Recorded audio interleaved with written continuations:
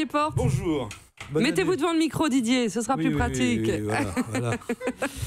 Bonjour Madame Pietragala, je suis particulièrement content que vous soyez là parce que votre venue va me donner l'occasion d'aborder un sujet extrêmement touchy, comme dirait mon grand-père, sur lequel règne une omerta absolue. C'est le sujet tabou par excellence, mais arrive un moment où il faut que ça cesse, que la parole se libère. Et c'est là que nous intervenons, nous, les lanceurs d'alerte. Alors, vous n'êtes pas en cause personnellement, Madame Pietragala, enfin pas spécialement plus que les autres acteurs de ce scandale. Vous participez tous d'un même système où sont impliqués de puissants intérêts, et il est du vôtre que le dit système perdure. Alors vous laissez faire et vous engrangez comme les copains. Jusqu'au jour où un obscur chroniqueur, guetté par la gratuité du pass Navigo, pas spécialement héroïque, juste un peu plus intègre, un peu plus perspicace et un peu plus désintéressé que les autres, décide de rompre la loi du silence en tapant du poing sur la table et en vous posant la question qui fâche, Madame Pietragala. Comment faites-vous pour afficher une forme physique aussi insolente? J'ai regardé les images de votre parcours de danseuse étoile, la musculature que vous avez, les trucs hallucinants que vous arrivez à faire avec votre corps, et ce depuis des décennies. Alors ne me répondez pas, entraînement intensif, discipline de fer et diététique impitoyable. Je connais bien le sport de haut niveau, je suis ceinture orange de judo. Alors pas à moi.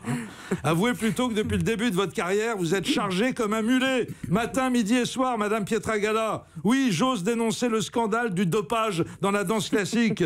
Personne n'en parle. Alors que dans le milieu, tout le monde sait que comparé à l'univers de la danse classique, celui du cyclisme professionnel, c'est le paradis des médecines douces.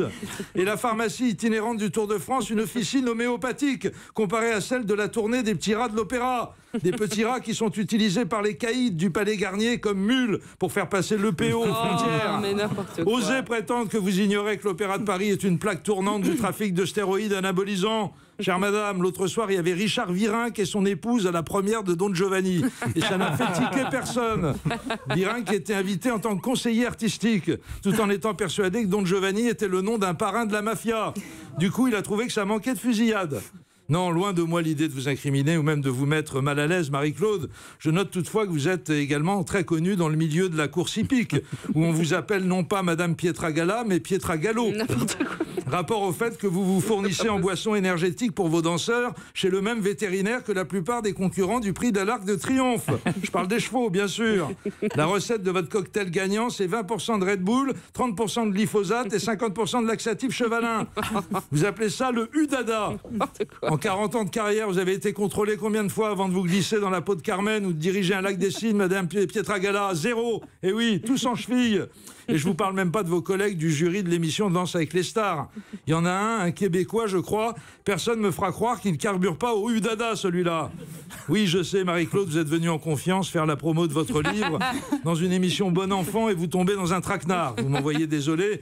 Puis vous savez, sans vouloir me faire mousser, il me faut un certain cran pour dénoncer le dopage dans le sport de haut niveau au micro d'une radio qui appartient au groupe Lagardère, l'un des plus gros investisseurs dans le secteur du sport. Comme il en a fallu à Daphné Burki tout à l'heure, quand elle a lancé à la cantonade dans le studio juste avant le début de l'émission. Qu'est-ce que j'ai dit ? Les amis, je viens de croiser dans le couloir Joe Wilfried Tsonga qui tendait discrètement à Richard Gasquet un énorme sac de sport bourré de Kinder Bueno, lesquels m'avaient l'air beaucoup plus Bueno que Kinder.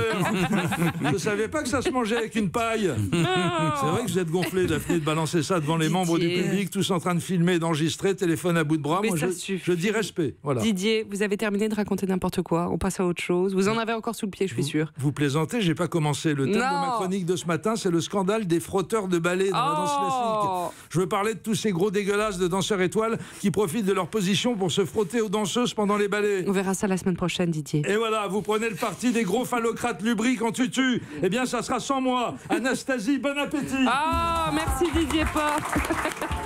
Europe.